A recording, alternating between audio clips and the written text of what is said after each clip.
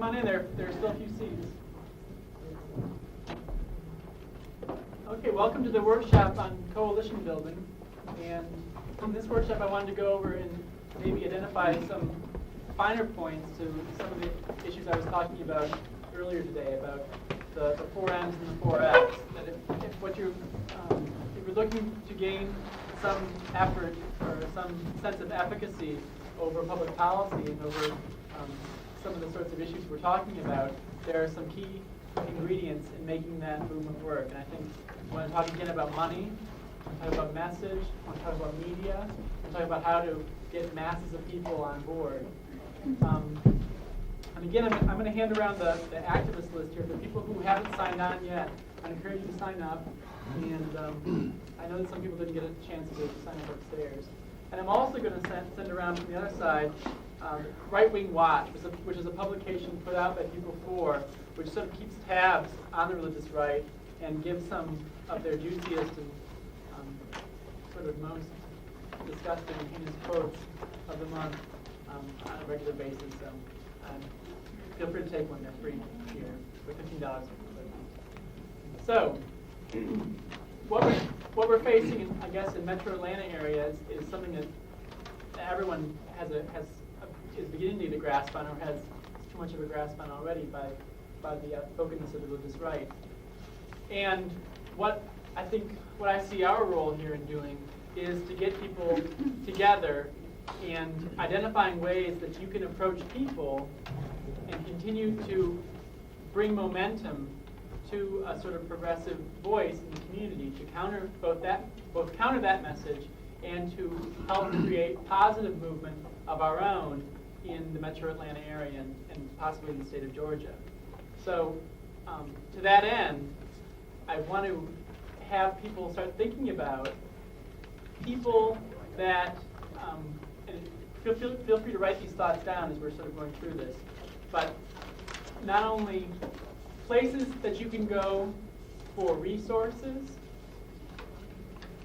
or money, if we're talking about putting together a coalition of some sort, places that you can go for money or other resources. I mean, I don't want to think just money in this instance, because if we're talking about generating a coalition that crosses issue lines and that pulls people genuinely together, we need to be talking about more than just money. We're talking about places to meet, or people who can donate paper, people who can donate copying time, people who can donate graphic design if that's what you're interested in doing. So I want to go through some of those 4 M's that help us get to our 4 F's and think about very clearly about places that we can go to obtain money or other resources that would be helpful in building a coalition. So if people can sort of think about some of those, and we can share those in just a little bit of time. Do people have writing utensils? Or if you don't, if you're around people who have, who have writing devices and you don't, feel free to work in clusters. You don't necessarily have to approach this individually. Do people have a clear idea of what might entail in money and resources? Is that so people have wrap your fingers around that one? Things to look for in terms of coalition building, resources, money that you can tap into for facilitating a coalition or generating a coalition effort.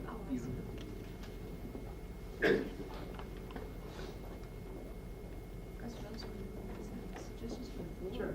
Yeah, my name is Moses, and I'm with the Cobb Citizens Coalition. One of the things that we're looking at is to get our people to host block parties, since this would be a resource not only to pass along information to people who have never met or know, rather who don't know that they know lesbian, gay, and bisexual people. It would also be a way that we could do some fundraising, pass around the hat of those.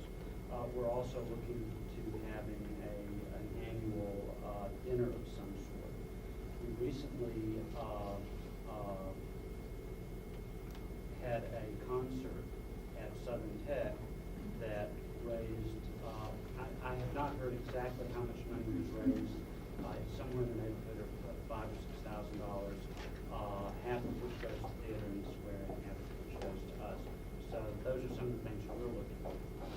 But those are some possibilities. As you mentioned, there's the idea of having a fundraiser.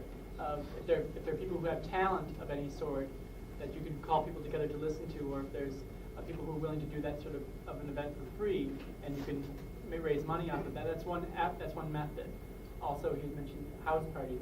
That's a frequent method, especially around issues that people don't feel like they can approach their community with openly. That they can call intimate people into their homes to deal with an issue or to organize around and possibly to raise money. So, again, these are some of sorts of things. And if people have ideas about this, if anyone wants to share with the group ideas they have about where they can go for resources or money, I think that'd be great.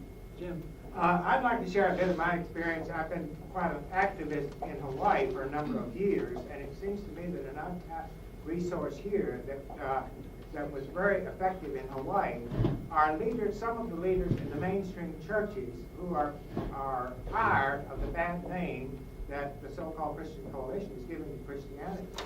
And it was a very effective way there, and most of the gains in human rights have been gained through people in the Episcopal and other mainstream churches, to the extent that even at the time that Hawaii passed an anti-discrimination law on the state level, the Catholic bishop went and testified in favor of the anti-discrimination clause, including sexual orientation.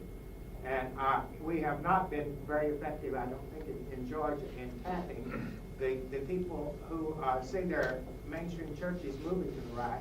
And I think that's one of the ways that I want to direct my efforts. Another one is to look forward to grants.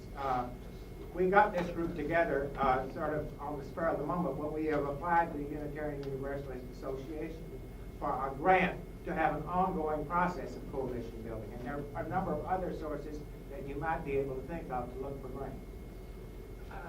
I want to echo particularly the grant aspect of it, that when we're talking about money or resources that you can draw on for building a coalition, grants are available, and I think they're available through the Unitarian Church, but they're also available through some local community development groups or neighborhood associations or things like that if we're talking about developing a genuine progressive coalition. So that's one other thing. Does anyone else have any other ideas they want to share about money or resources they might have available? This isn't a money, this is more of a manpower, and that's maybe the colleges and universities. Like I'm a law student at Georgia State University, and law students are very busy, but some of them might be able to, provide legal assistance or at least do the footwork and things like that. Some of them might be able to. For instance, there's an association for women's law students. There's that organization, and people are always looking for speakers. There's some other groups that are there too. There's a gay and lesbian group of law students. But then in the arts area of the universities, because we had a student, speak today that was a member of the university, and I just wonder if everybody in the universities are aware of, especially the censorship is usually what I'm so concerned about. And I would think if you could get people in the university community really motivated to stop this censorship that's happening, and that might be helpful. I was just going to echo what Jim said. It seems, and I'm kind of new to this, it seems that the most powerful ally a political could build would be with the mainstream clergy. That they're the ones who can address the mainstream population, which may frankly be offended or somewhat concerned about some of our positions. And without that, without their contact with the general population or the basic Christian population, I think you might be in trouble. I think that would be a prime target. Okay, so people are, I think, I'm sorry. Go ahead. Sure. We'll probably start with, I agree, I think ultimately the best answer is through the mainstream churches, but every individual can take their home directory, any civic, charitable, other organizations they belong to, and go through and come up with names of people who will support either with their time or their resources or both. And those people in turn coming up with additional names of people who would support the effort in terms of time and resources. So people are having sort of an easier time thinking about groups of people that you could approach for this rather than necessarily money. We're sort of low in terms of money ideas. Does anyone else have any places that you can go for money resources in that direction? This is sort of addresses both issues. Okay. Is there some sort of a speakers bureau type of a thing where you've got some very good speakers in this group, some that have gotten some press coverage, and if you have those people available to come to these churches, these other groups, maybe for a donation or for some sort of a fee, and then that money can be used for other projects. So very often a group might say, well, yeah, we'd like to know more about this, but we need someone to come talk to us about it.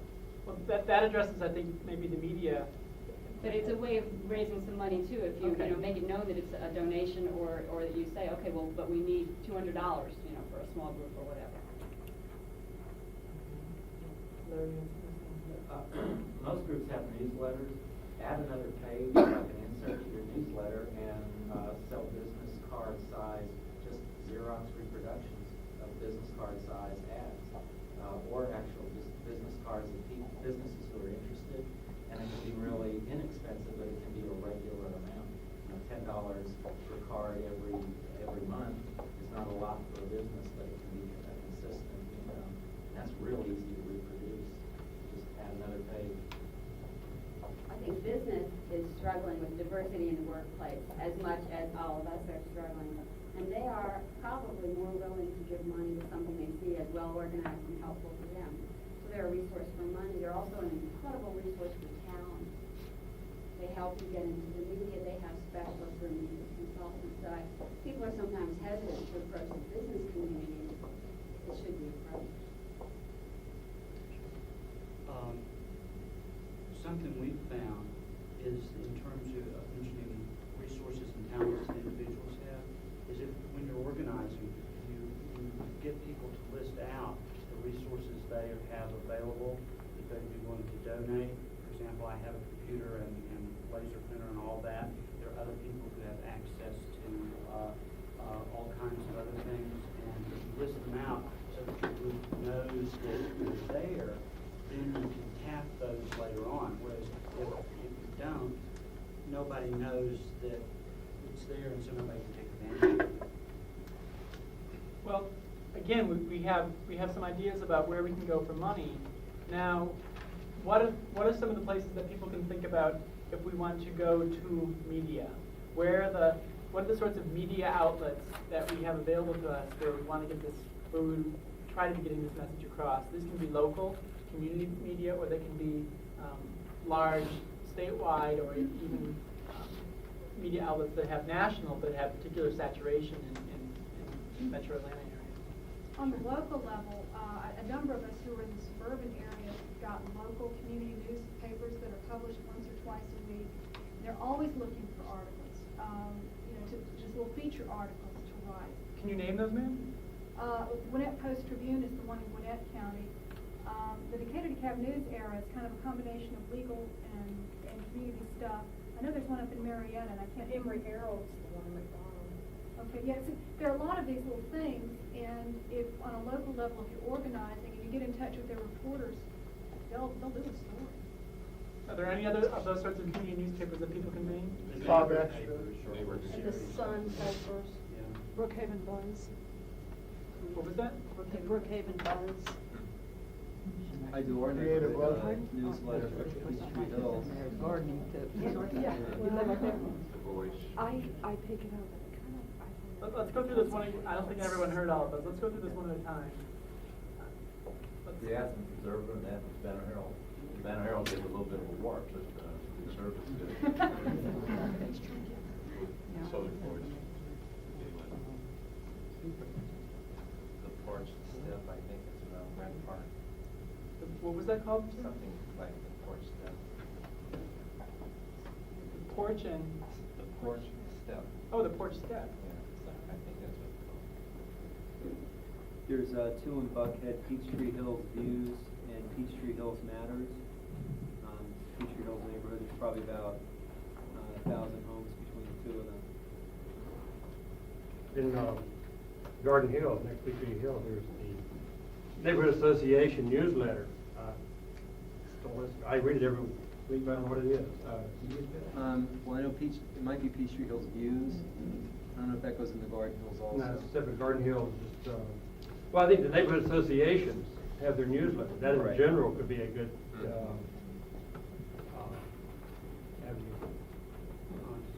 For $20, you can buy from the Georgia Press Association their listing of media outlets, which includes virtually all weekly, daily newspapers, college newspapers, college and commercial radio stations, television stations, and it has phone numbers, addresses, and fax numbers and addresses. Are there any other small organs of communication that people can think of, whether that be newsletters or other media besides print? Even just talk radio. I know that, I've called, the good talk, like Mike Malloy's show, Gilgrove's, I've called Mike Malloy several times, and I think I was somewhat instrumental in getting a lot of things going about the Cobb County thing. I helped get them together with Lisa to get her on the air. Even some of the Journal-Constitution writers, I know Kathy and Jill in Cobb County, they're approachable. You can get their phone numbers, you can call them. And also the Journal-Constitution, if you can get something in the op-ed that from a liberal perspective, that's where your Christian Coalition people have letters to the editors out in Yin Yang on the editorial pages in the Atlanta Constitution, because they send them in. And you get them printed if you send them in. The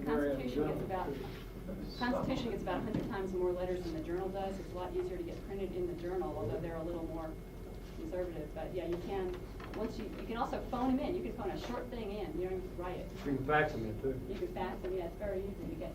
You just have to know how to write it. On the Atlanta Journal-Constitution, I don't know what the extra sections that come out once a week in the other areas of Metro look like. In Gwinnett, it comes out every day. And it's very easy to get a letter in or to get a story from one of our local reporters too for the Gwinnett Extra, which is, which reaches a fair number of people. And it might be the same thing for the other areas. That is once a week. How long does it take to get a letter published once you deliver it to the reader? You know the lead time in it? Sometimes it's the next day. You said the Gwinnett, what? Well, the Gwinnett Extra section insert to the Atlanta Journal and Oh, okay. Constitution. Ours is different because it's published every day. I think all the other extras only come out once a week. So if we're going to be from that, I presume it'll be several days later than the others. They don't choose every letter either. Just Yeah. because you're right one doesn't mean it. But they do, if there's like a lot of letters on a particular issue, they will usually make sure they get a couple of that viewpoint in. So it helps to write even if you don't get the one They published. try to balance. Well, they'll do it proportionally. They Right. got 100 letters on one and 50 on the others, they'll do it proportionally. Are there newsletters that people can think of? And before we sort of look at other media besides, I heard someone mention talk show, Mike Malloy's show. Every organization. But is there other newsletters and again other media, local cable, for instance? I'll just suggest that. Computer boards.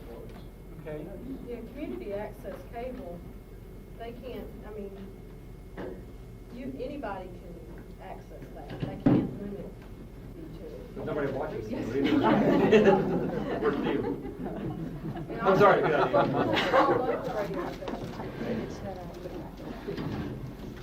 Our Peace Flag organization has a newsletter. Like it working together. A lot of apartments, apartments and groups of apartments have these on newsletters too. Is it feasible are issues regularly discussed in those newsletters, or do they remain? Something like if the statewide initiative happens, I know in ours, it would be a story because it affects residents in the neighborhood. Good. Are there other, I'm sorry. If I can just follow up, from the session this morning, there was talk about statewide initiative coming up in the next legislative session. Georgia does not have petition initiative.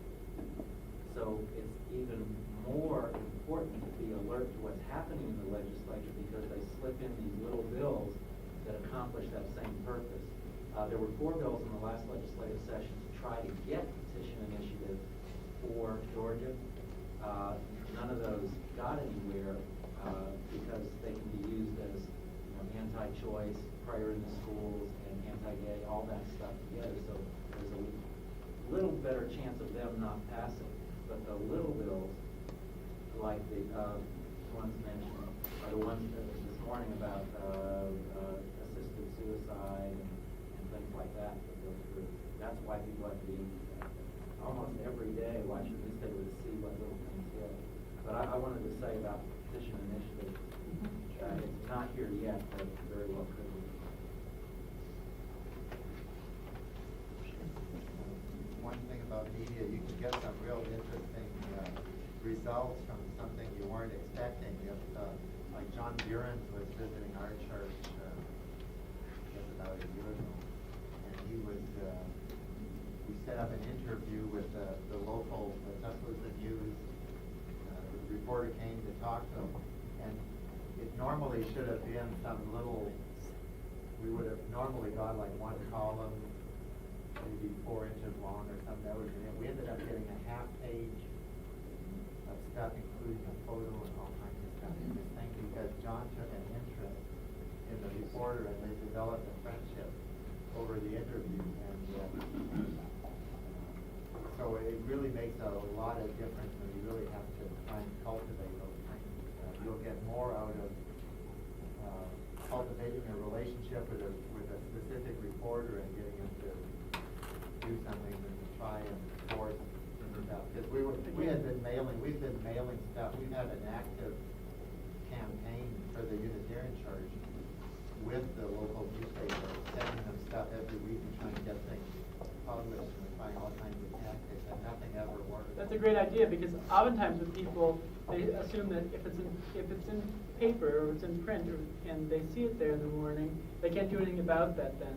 But even just calling up a reporter or calling up the paper when you see that and suggesting another story or suggesting a response to the one that you saw that you may not have happened to like so much, that's a good response, because oftentimes they'll come back to you if you can suggest something that is more positive, or that's a response to something that you did see in the paper. So I encourage people, even if they're just pissed off at something they read in the newspaper, that you can call and generally get some response from that. Are there any other media that people can think of that we might want to have access to if we want to be broadening, if we want to make a coalition work here? Are there any other outlets that people can just brainstorm? If it gets to statewide kinds of things, then professional organizations, and lots of us are members of various, depending what our professions are, and often they have newsletters, and often they will print just about anything that somebody submits into their newsletter. What are some of those organizations? Well, as an educator, there's the Georgia Association for Health, Physical Education, Recreation, and Dancers, Georgia Association of Professional Health Educators, there's the Georgia State School Board, Georgia School Boards Association, the Georgia Principals Association, and each person, in their own professional area would probably know what are the professional organizations. Especially if those are particular groups of people that we want to be bringing into a coalition, because as we were mentioning this morning, school boards are facing their own challenges from religious right, and health educators face their own, and performing arts presenters like dancers face their own sort of challenges too from the right. Sure. One point I'd like to make about the media is that just because you send something in, unless you're very careful to direct it to a specific person, and sometimes even if you do, a lot of times it doesn't make it to that person. A lot of the media organizations are really rather large creatures, and mail can get sidetracked. Try to send it to a specific person who you know can use it, and then follow up with a phone call afterwards. That's the best strategy on it, because that way, it sometimes just languishes in somebody's inbox, or it doesn't even get to their inbox. It maybe goes to another department, and nobody ever even sees it again. So that needs to follow up. Along with that, I was the editor of the newspaper at Georgia State University when I was in college, and just the faxes that I would get at the university paper, the stories and all, anybody that didn't follow up, we couldn't cover it, because, I would get a stack like this in my inbox every day, and there was no way I could cover that much for a weekly publication. So if you don't follow up with a phone call, they just get tossed aside. and several phone calls in some cases. Yeah. Persistence. On that same topic, it's very important when you're trying to publicize something. A lot of people think, well, if I drop a press release in the mail a week before the event, that's sufficient. If I make it one, just address it to the editor, that's sufficient. It really isn't. It's very important that you give out a release to more than one person on the editorial staff, because what they do is they have big story planning conferences, and they don't have enough meeting time, not enough people informed of it, it'll never come up for discussion at the story conference. I always find it's very effective if you give it to the section editor, maybe to the writer that you have contact with, and then to the overall editor. And you've got 3 different people, especially if you follow up like other folks are talking about. Well, I want to say just to follow up to the business about dealing with someone specifically on a specific issue. I just ran for the school board in Atlanta, and I know how important it is to deal with a person who is in charge of a particular thing and deal with the head person. And so it's really important not just to list publications and send things off, but to know a particular reporter, a particular person, and to get to become friends with them. And how I was thinking about doing, and if you want to approach a group of businessmen, is it better to approach a particular person rather than send it to the association itself? You got to get a hold of the person that makes the decision. You got to get a hold of the person that makes the decision. So one of the next steps in talking about a coalition or effective strategy for a coalition is to identify your message and to look at what aspects of your message. Can I give you one more thing before you go? Oh, sure, sure. You mentioned there, and it's real obvious. It's never been obvious to me. You can buy a billboard. People in Tuscaloosa a bunch of people got upset about some, I resist to use pro-choice, I refer to use anti-abortion, but they were essentially right-wing stuff that were anti-abortion. And all over town, these large billboards went up, and 4 or 5 women got together, and apparently it's not that expensive, and bought that billboard for a month or whatever. And the next thing that went up on it right after the anti-abortion thing was the feminist side or the pro-choice side. So, and that's not that hard to do. And it's highly visible. Thousands. This particular billboard was right on campus. There's 20,000 students there and 4,000 faculty. Another good tool to use if you're using a prominent space like that is to give a number so that people can follow up.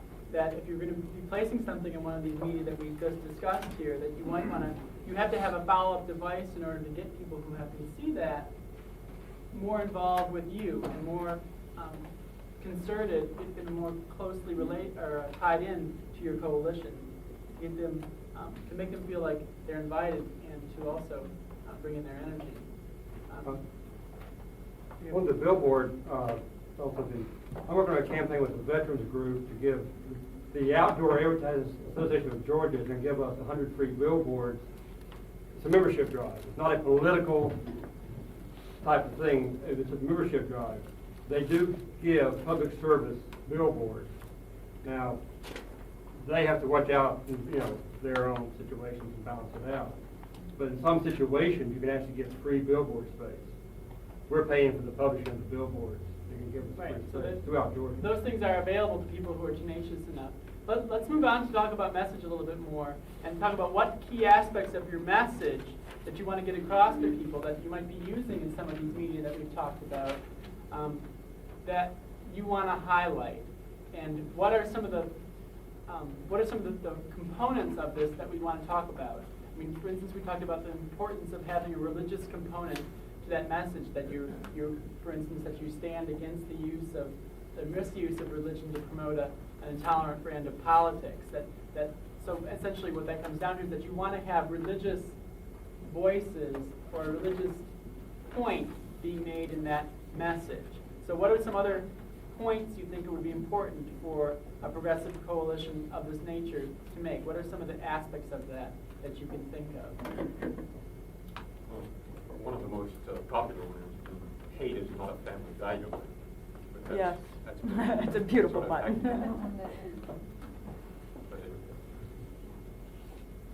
Are there other people? Sure. Yeah, I was just say, a workshop I went to not long ago, the point someone made that dealing with all of this was, we often tend to be very concerned about facts and trying to make sure that people get the facts, but that's probably not the most effective. It's probably the emotion, and that's what you need to appeal to, and because that's what works. That's what grabs people. So you want to make an emotional appeal. What might be some of the emotional appeals, not necessarily based in people's fears, of course, but what sort of emotional appeals would you like to make to people? How do you want to frame this? You mentioned family, the importance of making a family-related message in that, or a family-related point in that message. What are other sorts of points that should be made? And for people who haven't contributed yet, I'd be particularly interested to hear input from those who haven't said anything yet. And let's try to make sure that everyone has a free access here rather than some people who contributed several times. Patriotism's always a good one, you know. Everybody's equal. And That's one that isn't. appealing to people's sense of America, or Right. sure. That's right. The sense of America is the diversity built. I didn't understand diversity what? Diversity built this country. Contributions from all. Sure. I'm in line with what I'm hearing here. My experience is, I was talking to somebody about this earlier, but I think that one of the things that we really have to do is recognize that however weird and distorted we think the other side's message is, people who are picking up on it are picking it up for a reason. They may not be clear about the real reason, but what it comes down to is that they're dealing with folks who think they've lost their community, they've lost their place in society, they have lost their sense of being a part of an overall community. And these people on the right are posing as the defenders of values of community, of interdependency, of responsibility, and so on. Well, I think that's phony. So you say that community then should be one of the major appeals that comes out of this message that we want to be putting forward, that somehow an articulation of a broader community in which everyone plays a part somehow needs to be one of our points. They're the dividers. They're the people that have a basic interest in seeing the community divided and dividing amongst itself. We have to try and speak toward the common interest. Are there people who haven't had an input yet, who want to talk about something that they feel is important in terms of the message that we convey? Well, I've had an input. I was just thinking, I think a real strong emotional appeal would be like pictures or a film of burning a bunch of books or something like that that just brings up images of witch burning and all that sort of stuff. It's a little bit sensational, but that's it's been effective on the other side. Well, I think that there are dangers in that, and I wanted to discuss that right now. That maybe one of the things that is dangerous about appealing to people's sense of fear that way is if there isn't any concrete instance in the area or in their own community that people can relate to, that sort of disrupts our attempt to make a community-based message there. That if there's a local incident of hate violence, for instance, that people can identify when we talk about extremism or we talk about intolerance coming from our opponents, that maybe it's hurtful to insert an image into that debate that's not necessarily coming from that community and that people can't identify with very closely. Well, so I think with regards to library removing books from libraries and schools is virtually the same thing as burning them. It accomplishes the same thing. But are there local incidents that you can think of that might be helpful there? Well, that libraries. you can tie sort of an intolerant group to. Well, libraries and people that want to censor books from libraries and physically remove them, all those sort of issues. So access to information yes. is something that you want as a part of this. That for instance, the opponents of what we're talking about here are against people having access to a diverse range of information or something like that. I think another one too is the idea of circumscribing freedom. Freedom is actually a number of these freedom, family, patriotism are hot buttons that the religious right has used to their own ends very effectively, and I think we need to reclaim some of those and make it clear that they don't own those concepts. And family too. Yeah, and family, yeah. But can I ask a question? One of the gimmicks that all political organizations use is they get there first and put their positive spin on their name or whatever. So the right has claimed family as their moniker. Marietta Journal, all of a sudden out of the blue, I never heard about it anyway, last week came up with dummying up. Apparently there's a new teaching method out. And so they applied this label to it. What? Do you attack? Dummy down. But everybody does it. They attach their label to some issue. And once they've done it, does it make sense to attack that label or just let them have it? It never makes sense just to let people's messages sit there. That oftentimes, though, what's happening with what many of the issues that we're concerned about here is that our opponents stick a label on it, and everyone else sort of searches around for a consensus response or doesn't respond at all. That it's always important to put your own message out there, but it's also important to appeal to a new group of people. And I'll be specific here.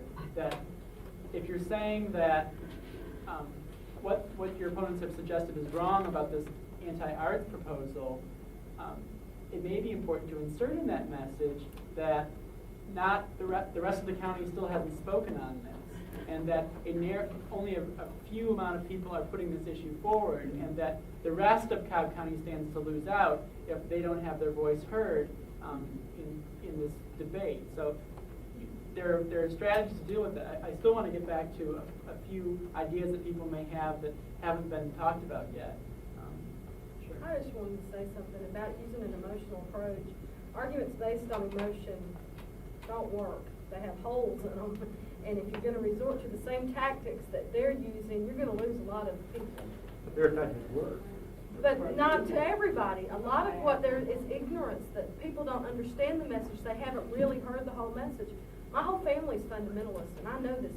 My mother believes all this stuff because she doesn't understand what the message is, because she only hears part of it she wants to hear. And that's the problem with it. If somebody could get the truth to her about what's really behind the scenes, it's not emotion that's going to reach people like that. It's going to be the truth.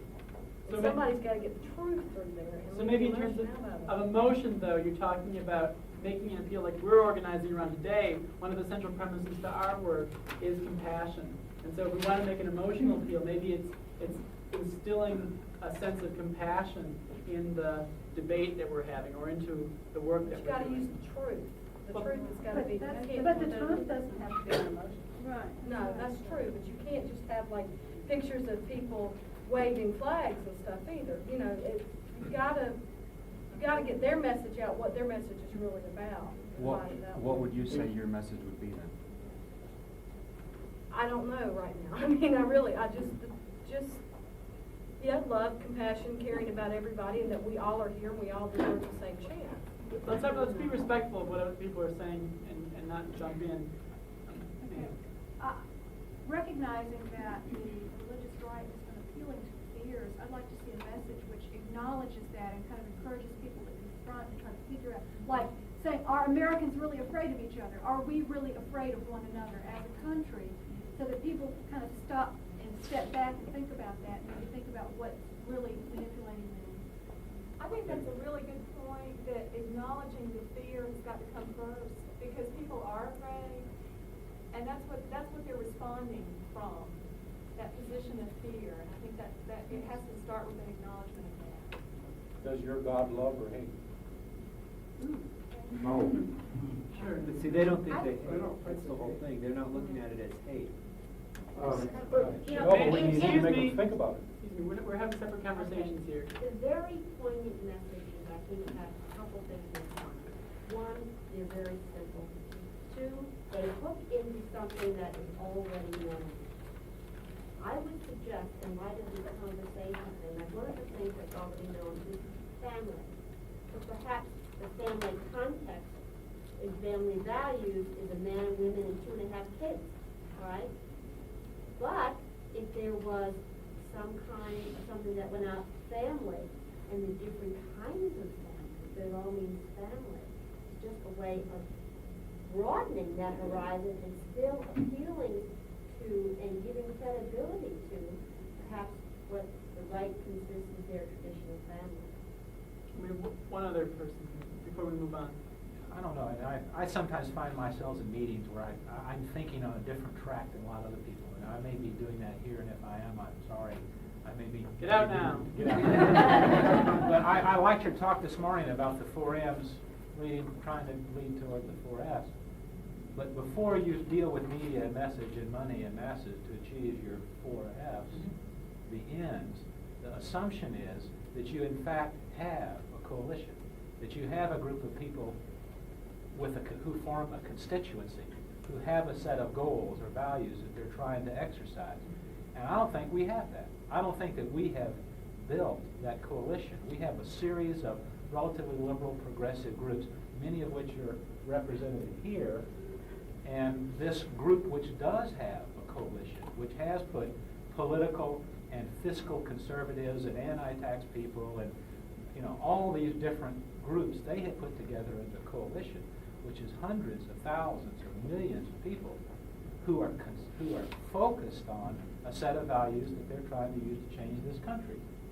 And they have another group of people around those that have some of these tendencies or fears that they work on.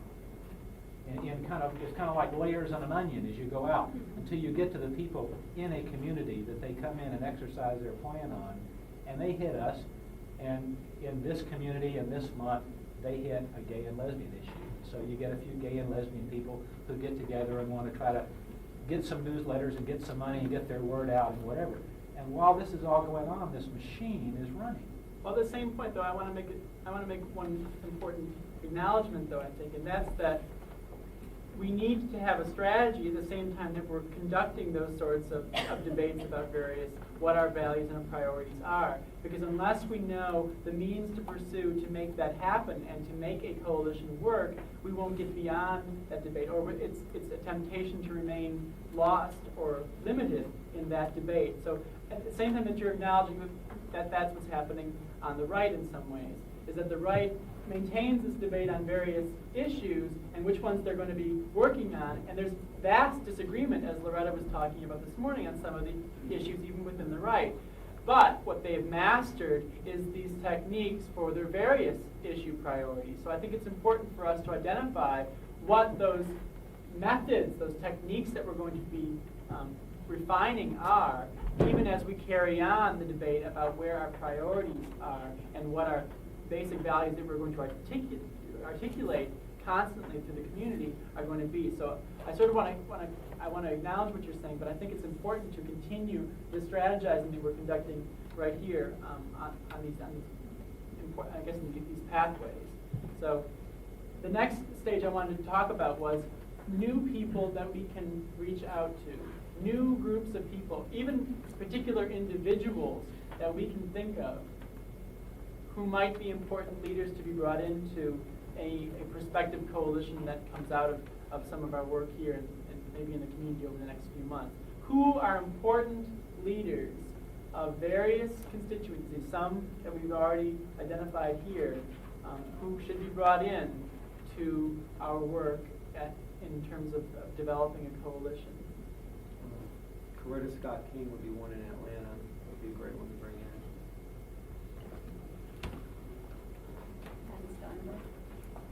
There's several really good people that are currently not in office. Kathy Steinberg, Annie Collins. There's several shortly that'll be out of office or already are. I mean, there are Democrats all over the place losing things, and they are still involved, want to do things.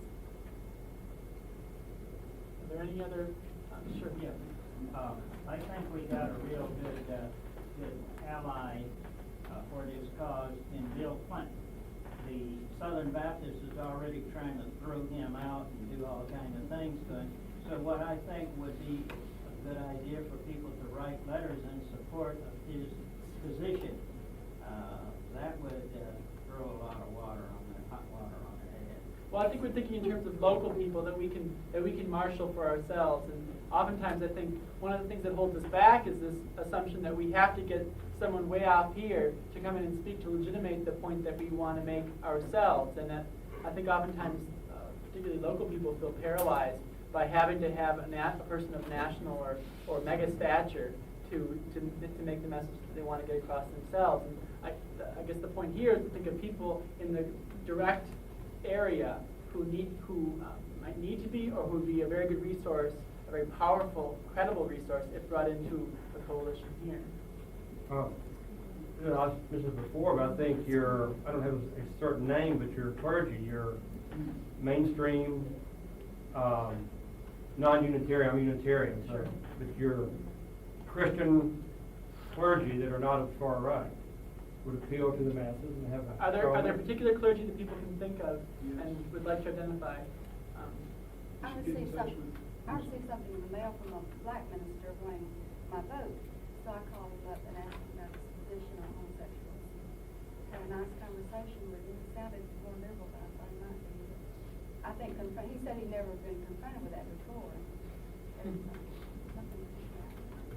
What's his name? Is he at a prominent I church don't here? even remember, but I You tried vote his for him? name in to be notified about this meeting, but he's not here. And Are there other clergy people that people can think of who are fairly prominent and should be brought in?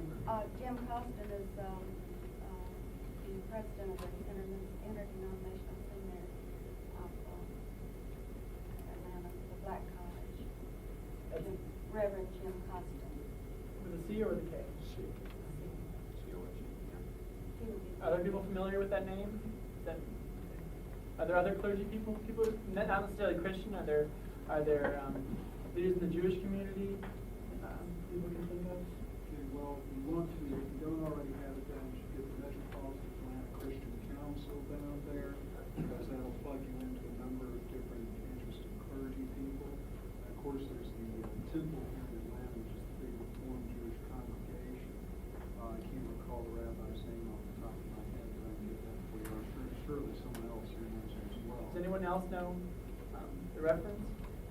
I think I needed the directory from the bishop of the Atlanta diocese. Sure, Frank Allen.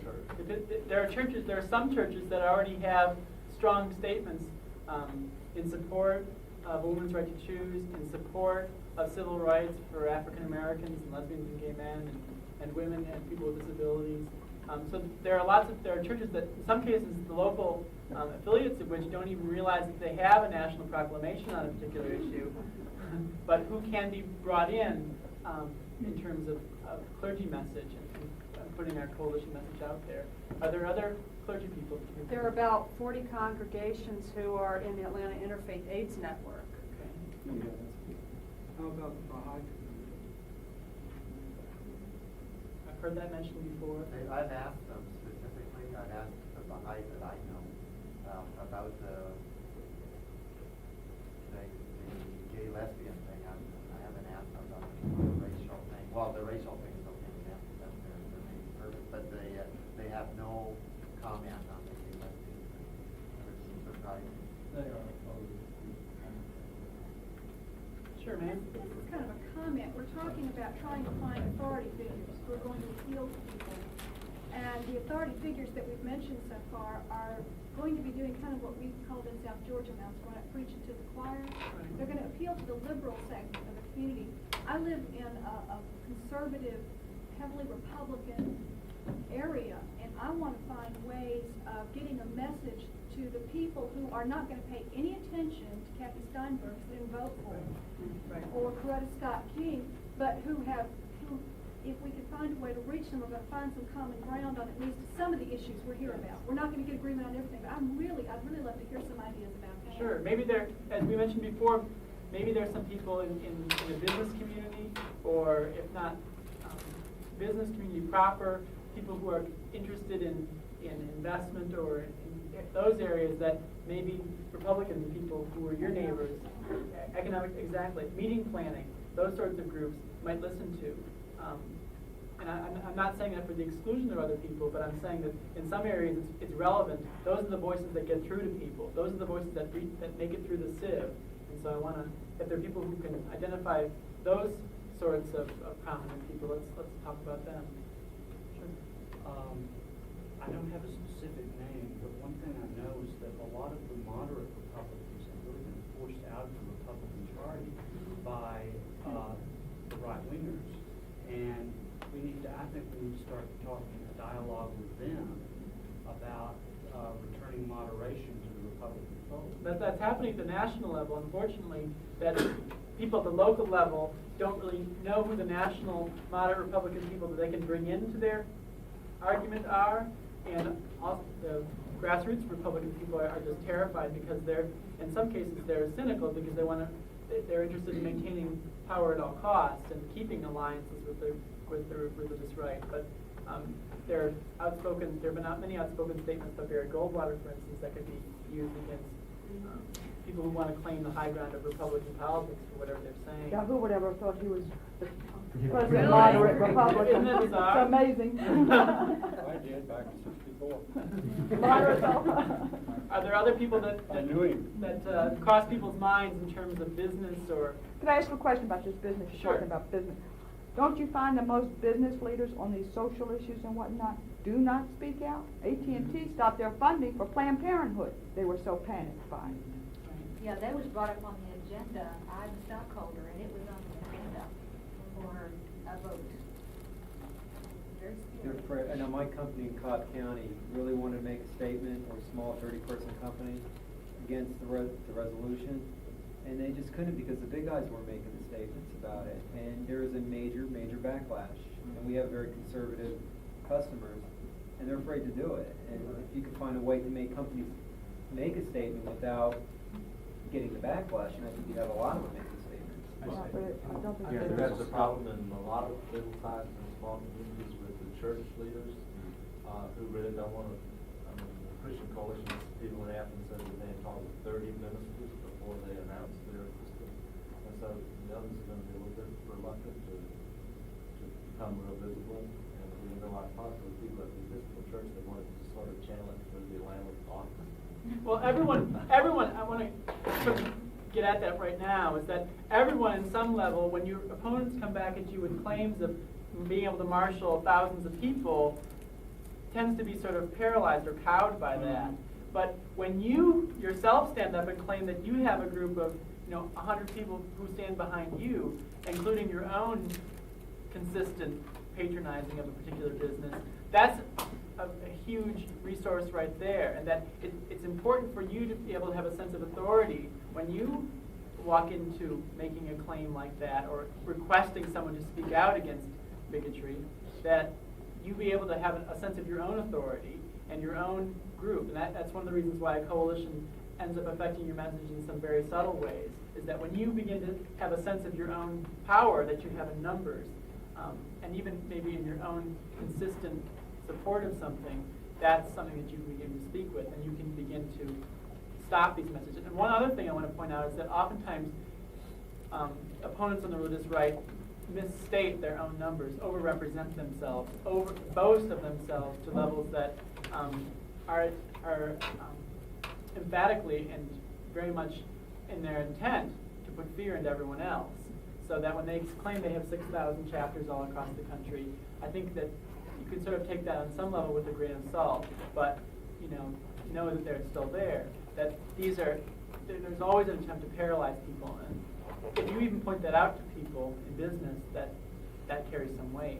That they're intentionally being made to feel paralyzed, or intentionally being made to feel that they can't speak out for their convictions, that also has some weight. So, sure. But a change can start with 1-to-1 as opposed to 1 to 1,000. I had an experience within the past week where the manager of our auditing firm, in casual conversation on the phone, was talking about having a breakfast meeting with a committee of the Cobb Chamber of Commerce, which he's a member of. And here I'm volunteering on Cobb Citizens Coalition, and that felt more burdensome than me on the phone saying, what am I going to do with this? What can I do with it, as far as approaching him in an instrumental position in the Cobb Chamber of Commerce? And here I'm a dichotomous position in the business community, and I'm like paralyzed. It's easier to look at from a removed cut perspective going for 1,000 people, but a one-to-one. There's some techniques or some suggestions that you have that break the ice or make it safer to approach somebody like that one-on-one. I'm sure I'm not the only one that's experienced something like that, but that was the first encounter I've had. Well, again, there are a number of ways that you can approach the issue. You don't necessarily have to come out, if you're a lesbian or gay person, you don't necessarily have to come out to your representative or the person that you're talking to in the corporate or the business person or whoever we're talking about. You can approach them about making a claim, making a statement against intolerance or against discrimination in general, or in support of the community, because ultimately that's what we're talking about here, is that we're in support of a community that won't be divided. And so that there's a lot of leeway, religious-wise, business-wise, for making people take a proactive stance, however moderate that may be. So always consider the ways that people can come into the debate. They don't have to come in as your full ally. They can come in as simply making a stand for themselves of their own conviction, whether that be out here or just over here. Sure. I think there's a lot of value in going to your company you work for, your superiors, and making a case to them, even though they may not buy it. At least they hear one voice or one more voice that's counteracting all their fears and stuff that they're hearing on the other side. I think the business community ought to be approached. We shouldn't assume that they're not going to support us with a waste of time. Yes. Something too, particularly if you're talking to politicians, so 2 points. One, we're talking about the Georgia State House. Talking to the first-term people is a lot easier because they're still at this point willing to listen to people. The other thing is if you can find something to agree with someone on, someone that you know you're opposed to them on a lot of issues, but you can find something you agree with them on, something to compliment them on, something they've done good. I called up Newt Gingrich's office and thanked him for bringing those lizards here, it's something. But get a positive dialogue going with something you could say good, and then they might be more willing to listen to you instead of coming at them like head on. On this business of finding something to agree with them on, it is true that at least I think it's true that the religious right has done something in terms of pointing out some of the problems that we're now facing in America with respect to the American family. For example, it's been pointed out that 22% of children in America now are living in poverty situations. This is a fact.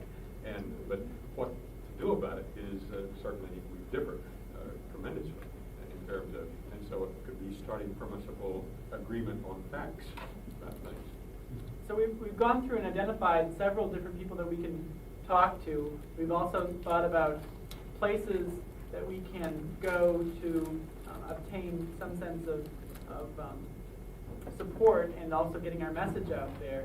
We've also looked at things that we want to encapsulate in the messages that we put out to people, some of the strong values or people who are included or the identities that they wear and how we want to project those to groups of people. We also talked about resources and money that we can bring in. One of the important things about coalitions and having a coalition that's broad, that encompasses a lot of the groups that we talked about, is that it helps prevent against the use of wedges by your opponents. And one of the articles I want to pass out here is about how the religious right is playing on homophobia in the black community.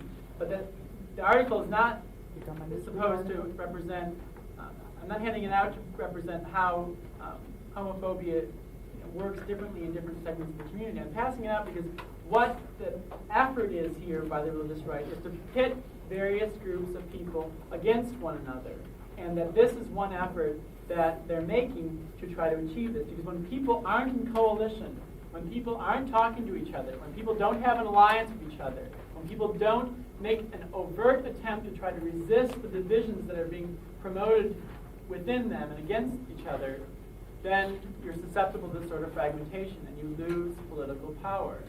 And I think one of the best lessons of this attempt to make alliances from the religious right and African American leaders is that it's pointing out an ignorance of people's history and the various histories that people have here in America. If there's anything that comes out of our work to develop a broader and more meaningful coalition, maybe it's the respect and understanding that people can have of the different histories of groups of people in America.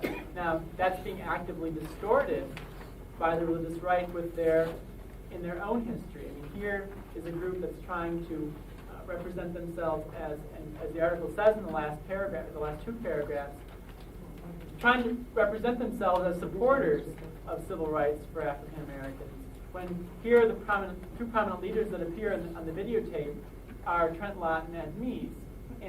But these same leaders themselves, who opposed civil rights restorations, who even opposed the Civil Rights Act of 1964, are trying to dismiss their own baggage, are trying to dismiss the fact that they have stood against fairness for a long, long time, and are seizing upon this issue now because they think it yields them a particularly great advantage in broadening their own coalition. So that's why work on our part to establish a broader coalition is even more important, because the use of these wedges and the manipulation of history and the distortion of the past that's going on here cannot be allowed to be perpetrated so well. And there are simple facts that can be put out against that. Are there any other instances that people can think about in the local area where you've seen this sort of wedges be used? And let's sort of talk together about how we might go about trying to stop that. Let's go in the format of, if someone has an issue that they want to present, let them present that, and then let's go about talking about how we can develop a coalition to work against that, and how the coalition that we're sort of dealing with right now might make a message to take it to stop that or to work around it. This is, as the conversations progressed, I've had this idea growing in my head, and I just want to toss it out here for people's consideration. I think that this business about wedges, the reason that is, and also about building a coalition, the central question appears to me is what are we going to be united around? Because the fact is there are differences between different groups. Now, the work that I've been doing for the last 4 years is hate groups. I've had to go out into very small towns and very backward black areas and talk to people who are bigots, to people who are racially prejudiced. But the fact that they are racially prejudiced doesn't make them monsters, doesn't make them offensive, it doesn't make them Nazis. However, those people do come into their communities and try to exploit their feelings. I don't go to those people and tell them they're bad people and they're wrong for being prejudiced. I tell them what I feel and what I believe, and I say, whatever your personal feelings are, do you really think that a bunch of clowns and hoods have the right to go around terrorizing and committing crimes against people just because of who they are or what they think? And that's been pretty effective in talking to those folks. So I got a question for us here. Is this coalition about recognizing everybody's right as a free citizen in this country to be free of fear, intimidation, and discrimination?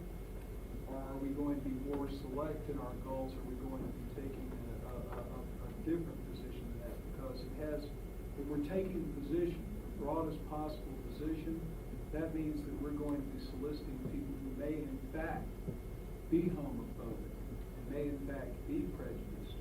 Are we going to solicit them on the basis of you must give up your bigotry, you must give up your prejudice?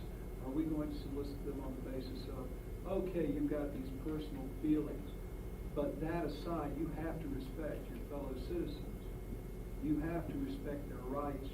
You don't have to like the person living next to you, but you can't go over and burn a cross on their lawn. You can't try and get them fired. You can't beat them up as they come out of an establishment that you don't approve of. I mean, which path are we going to take? Because I think it has some real important, impact on how successful we can be. We need to be straight about that amongst ourselves. Well, maybe one of the things that what you're raising is that I don't think that people here necessarily can answer yes to all the questions that you put. Those are very difficult questions, and I think living in America with the sort of fears that we grew up with about different groups of people that were never really pure, from any of those biases that we're talking about. So I think that we all would claim some sense of implication and lack of innocence, in what you said, but that we still need to be moving forward together. And I think what everyone's articulated has been that we do stand for non-discrimination and fairness for people. But I think what people are trying to identify is how we go about organizing to deal with the problems that we face in our community as it is now. And if there's anyone else who wants to make a response to that and pose one of the problems that you face, let's talk about that. Well, I wanted to say personally, I thought that this question was a very, very important question. I think the second is the broader is the answer, because otherwise we're never going to change people's minds who disagree with this as a figure. One wedge issue that is of personal interest to me, just because I have a good friend who is the victim of it, is there are some issues that don't necessarily follow from others. I have a friend who is devout Catholic and who sincerely believes that abortion is wrong, and therefore she is anti-choice. And I'm very concerned that the progressive coalitions exclude people like her because she's not able to be comfortable with her religious beliefs, when even that's not respected, and therefore she can't even be part of it. If we don't recognize diversity and things like that, or that some people are still bigots, and try to figure out ways of crossing those barriers, I don't think we're going to get anywhere. Well, that's one of the wonders of coalition, is that people can come in when they feel like the issue most concerned to the coalition is an issue that they agree on, and that when we don't have necessarily agreement, that we can lie ourselves in different coalitions. But I guess what we're trying to work on here is a coalition of general concern about the religious right and of the threat to democracy that it poses. So that people have various priorities within that, but we all have an interest in sort of fomenting democracy and ensuring that democratic processes don't suffer because of attacks and pressure from the religious right. So I think I think you've raised an important wedge there. Are there other wedges, or are there other problems that people can identify, and how we might work around that? Well, I'm just a little bit confused as to, okay, we built this coalition.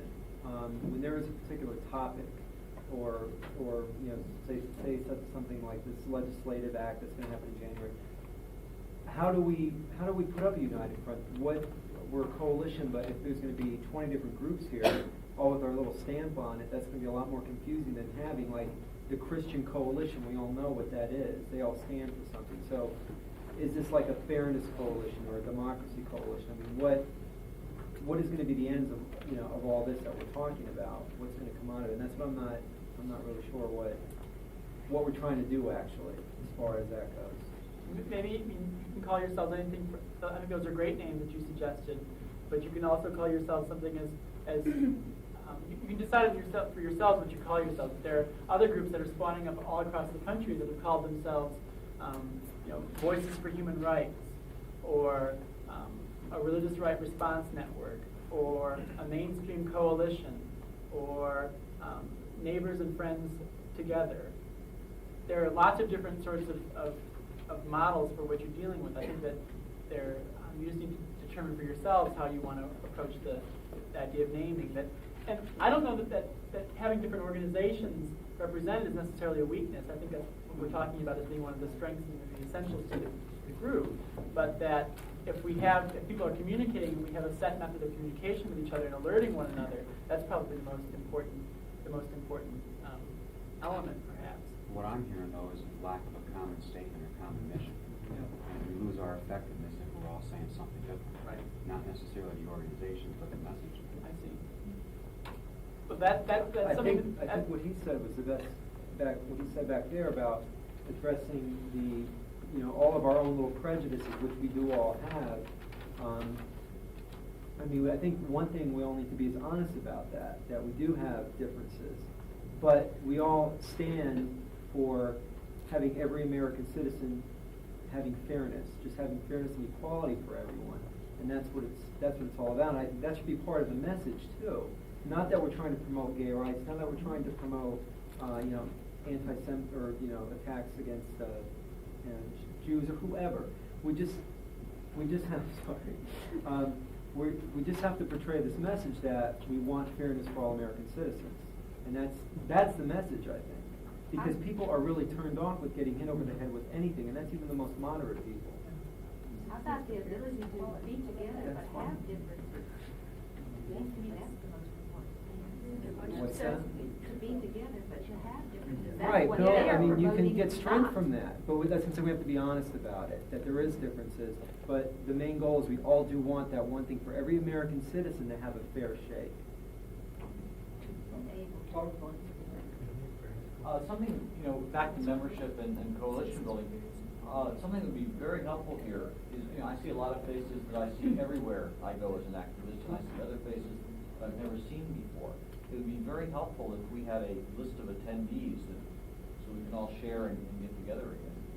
That's one of the reasons why I'm accruing the list today. I'm planning on, for those of you who would like it, if you would please note that. Let's send the clipboard around again. For those of you who are interested, please make a note if you'd like to receive that sort of an update for people to keep in contact with those who are here.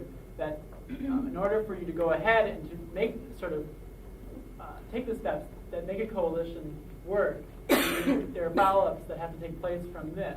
But I think that this was an important first step in getting people thinking about methods and approaches for getting the framing of issues and the friendly leaders and the freedom that we're ultimately sort of working for. Are there any final questions before we break up? I just wanted to say one thing is that one of the reasons that the Christian Coalition is so successful is it doesn't require everybody to be a member of the coalition. I mean, like you were saying about your friend, they gladly accept people that don't adopt necessarily all their values, and I think they go target different areas of the community for different values. And I was down at the forum at the state capitol about the voucher thing, and I was so shocked to see how there were several women from like the Carver Homes or whatever that were pro-voucher, and their argument is that wealthy people have the ability to go to private schools, when poor people are denied equal opportunity to be able to go to private schools, which is like a total reversal spin of what we all think the voucher thing is going to happen. Mm-hmm. But they are recruiting people from the black community that I'm sure would have never been for some of the values they were espousing in other areas. And these black women, I'm sure, would never say that they were a member of any Christian coalition. So I don't think we have to record. Newsweek article. Pardon? They're doing it the same way this Newsweek article on the homophobia they're using. But it's very effective, though, to everybody else in the audience to listen to this black woman with this quivery voice reading this speech, about her child and how she's deprived of these rights. I mean, then it makes it sound like we are the ones that are depriving that black woman of her child. Right. But anyway. Well, so if there are particular people with organizations who want to be kept in touch with me, I'll be responsible for being in touch with all of you for lists, for resources, whatever you need in terms of organizing guides. I can help with that. So please do not hesitate. Are you local? No, I'm in Washington, but I'm planning on being back in Atlanta in January at some point. But you're the national people for Yes, exactly. But I think my number is widely available to all of you, and do take advantage of that. And for those of you who are interested in getting a list of other participants, I will send that to you when I have my copy machine available to you. I think there's one problem that is really disturbing, and that is in the small communities, there are a lot of people who really have no idea what the Christian Coalition is. When we start talking to them about this, well, what is this group? Or what is the Concerned Women for America? When we talk to some folks at the Unitarian Church in Athens, people in that congregation had not heard of the Christian Coalition. I think that's a responsibility of that's why national organizations, I think, exist. And as much as I myself have a root in organizing local coalitions and doing local work, I think that's one of the main needs of a national group, to raise consciousness on a national level about who these organizations are, so that when they're out there making their appeal to some segment of the community, someone knows that that's the same group that was back promoting resistance to affirmative action. on some other level. And so that there's this collective consciousness about the baggage that these groups have, that they cannot escape their own label, and they can't misrepresent themselves to every different group that they talk to. So that's one of the responsibilities, in fact, of national organizations. If they're not fulfilling that, then we need to hold them to that. I'm trying to stay out of this because I'm a member of the media. I didn't want to influence anything, but I'm a little confused, and I don't know if this may be what some of all of you are struggling with. Do you all intend to form one group out of this event that you will all, I mean, is that what you're all talking about when you're saying we have to figure out what we're going to be? Or are you all here because you're part of a group already and you want to take back what you learned from that? I mean, do you all intend to come out of here having like 40 or 50 formed a coalition spawned from this meeting? Well, I think there's been some interest in the local area in forming a coalition. This is a discussion about the directions that people might go in doing that. I don't know that there is anything formed right now, but there may be something. No, because I've talked to some people here today who are already in well-formed groups and everything, and they're trying to, or other people are just trying to make contact. But I didn't know when everybody was talking about what is our message going to be, whether you all decided to form it. Yeah, that's. I got that. It seems to me that one of the most powerful tools that the religious right has had for some time is the ability to notify everybody who's interested in particular issues when they come up. Their computer tapes are the most valuable things they have. And I'm hoping out of an organization such as this, we can form a network without all joining the same organization, but we can network with each other to be able to alert each other to when things are before the legislature, when things are happening in neighbor counties where people get help. Whether we can form the same kind of effective means of communication that has made the right wing so effective. You'll notice too, if you join one national group, you'll get mail from everybody. They pass them around because not this activist list. I'll tell you that this activist list doesn't go anywhere. No, but y'all's group came to me because I belong to NARAL. Okay. And I just joined y'all. But they all come to your house. You start feeling guilty. You can't join everything. Let's stop the guilt right there. Don't subscribe to the wrong magazine and you're going to get all their mail. I did. Larry. One simple sentence I'd like to say that I think fits in with almost every topic. If you're trying to get funding for an effort that you have, if you're trying to get people who are not like you to join a coalition with you, if you're trying to speak as an individual in a business environment, no matter what the situation might be, to frame that message, you can always say, how would you feel if?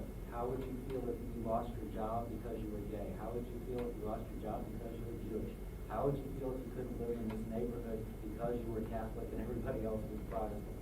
How would you feel living in the neighborhood if you couldn't live in the neighborhood because you were black? Whatever it might be, you can relate that. How would you feel to other people?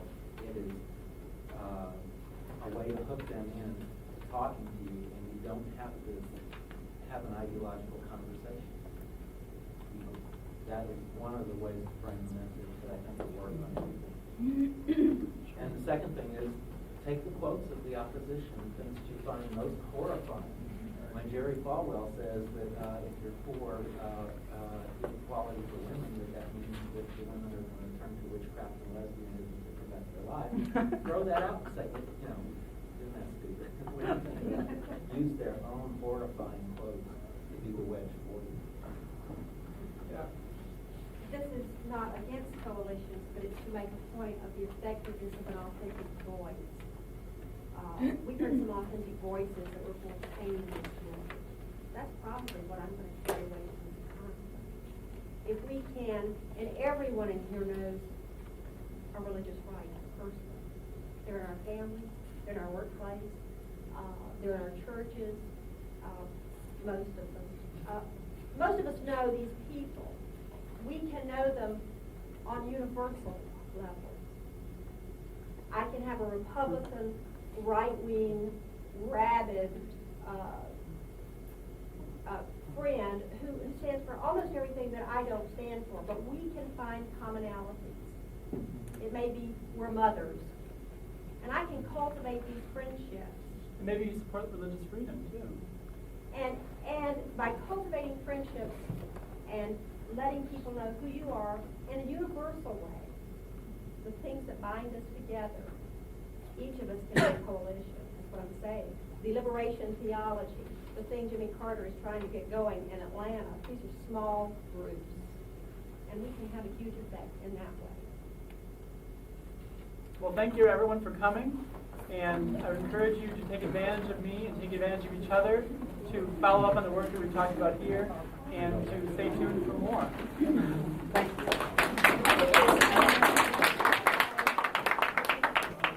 Wait 1 second. Okay, never mind, just, we have an announcement next time meeting, but we'll do it. I'll get back. I'll get back.